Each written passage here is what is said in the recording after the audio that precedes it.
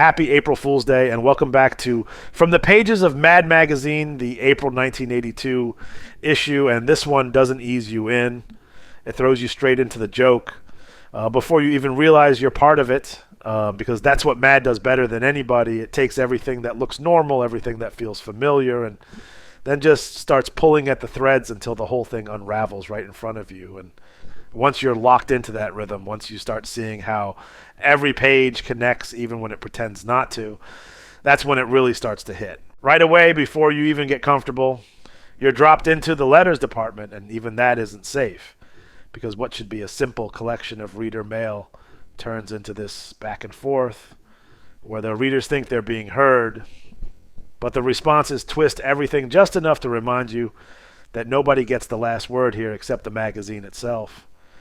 And it sets the tone perfectly, because from here on out, nothing is presented straight. Everything has a second layer, sometimes a third, and you either keep up or you get left behind. Then you roll into the accounts receivable department, and now they've got their sights on something everybody understands: bills, those everyday pieces of paper that already feel like a problem before you even open them. And Mad takes that idea and stretches it out, exposing every hidden cost, every extra charge, every little line of fine print that somehow always works against you. And it starts grounded, it feels real, and then it just keeps pushing until the logic breaks, until the charges don't even pretend to make sense anymore. And that's the point, because it's not really about the bill, it's about the feeling of it.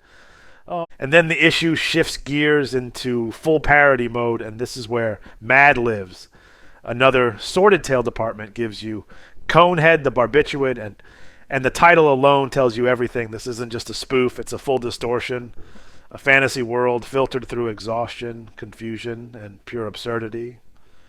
Where the hero isn't quite right, the story isn't quite right, and every beat feels just a little off in a way that keeps you leaning forward. That energy carries right into Dumb Kind of Hero, another movie satire that takes the idea of a protagonist and strips away everything that makes them heroic, leaving you with someone stumbling through situations they barely understand. And somehow that makes it even more familiar, because it's closer to reality than the stories it's mocking. And then it ramps up again with A. Rolling Stallone Gathers More Gross 3, Rockhead. And now you're firmly in that early 80s movie culture, where sequels are getting bigger, louder, and more self-aware without realizing it. And Mad just grabs that whole concept and runs with it, exaggerating the toughness, the repetition, and the money behind it all until it stops being a story and starts being a machine, and you can feel the joke building page after page. But Mad never lets you stay in one place too long, so it pivots into Berg's eye view, the lighter side of, and now everything tightens up into quick hits, short observations, little slices of everyday life turn just enough to expose how ridiculous they already are. And it's rapid fire, one idea after another, no wasted space, just punchline after punchline stacking up. That flows right into Boomerangles, the second edition of Mad's real-life catch-22s. And now you're looking at situations where no matter what you do, you lose, where the setup guarantees the outcome, and the humor comes from recognizing how close it is to things you've actually experienced. Campaigns in the next shifts the focus to politics, and it doesn't hold back, because the promises start off sounding familiar, almost believable, and then they stretch further and further until they collapse under their own weight, and suddenly you're not sure where the joke ends and the reality begins, which is exactly where Mad wants you. And just as that starts to settle in, spy versus spy hits, and now everything goes silent.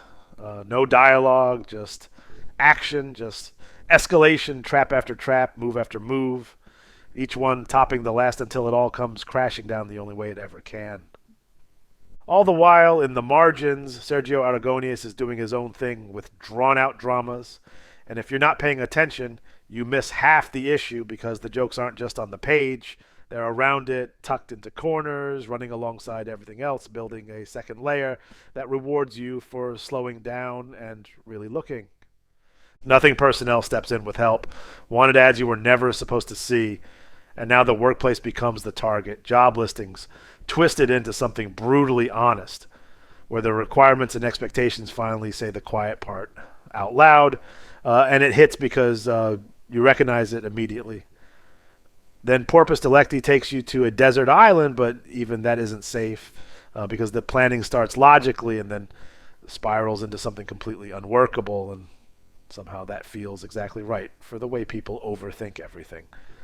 Prep Talk brings in the yaks of life, flipping television into parody form, taking familiar sitcom rhythms and bending them just enough to show how formula driven they really are.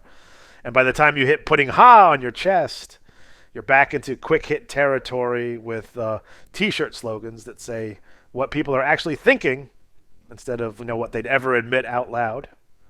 And then just when you think you got the rhythm down, Mad pulls one more move, running a movie satire again and openly telling you they're doing it because they had a prior commitment, and that's the kind of joke that sums up the whole issue. Self-aware, a little ridiculous, and completely confident that you're in on it.